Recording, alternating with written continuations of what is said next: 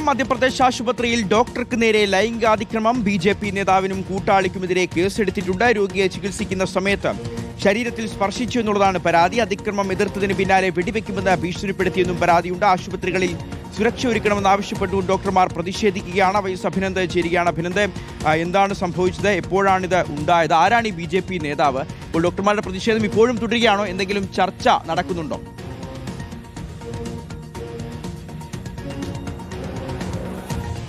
ജിഗാസ്, മധ്യപ്രദേശ് സാഗർ ജില്ലയിൽ ഇന്നലെ രാത്രിയോട് കൂടിയാണ് ഈ സംഭവം ഉണ്ടാകുന്നത്. മെഡിക്കൽ കോളേജിലാണ് സംഭവം ഉണ്ടായത്. സർക്കാർ മെഡിക്കൽ കോളേജിൽ ഒരു ജൂനിയർ ഡോക്ടർക്ക് നേരെയാണ് ബി.ജെ.പി. നേതാവിന്റെ ഭാഗത്തു നിന്നും ലൈംഗിക അതിക്രമം ഉണ്ടാകുന്നത്. ബി.ജെ.പി. നേതാവും കൂട്ടാളിയും മറ്റൊരു ചികിത്സയ്ക്ക് ആശുപത്രിയിൽ എത്തിയതായിരുന്നു. തൊട്ടപ്പുറത്ത് വിഷബാധയേറ്റ് കിടക്കുന്ന ഒരു രോഗിയെ പരിചരിക്കുന്നതിനിടയിലാണ് പിറകിൽ നിന്ന് ഈ ബി.ജെ.പി. നേതാവും കൂട്ടാളിയും ഒരുമിച്ച് ചേർന്ന് സ്പർശിക്കുന്ന സാഹചര്യം ഉണ്ടായത്. ഉടൻ തന്നെ അത് എതിർക്കുവാനായിട്ടുള്ള ശ്രമം ജൂനിയർ ഡോക്ടറുടെ ഭാഗത്തു നിന്നുണ്ടായി.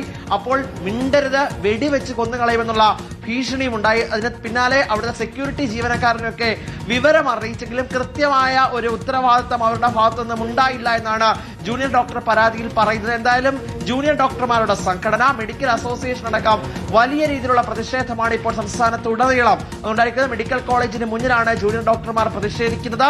സംസ്ഥാന സർക്കാർ കൃത്യമായി ഇടപെടലൊന്നും ഉണ്ടാകുന്നില്ല.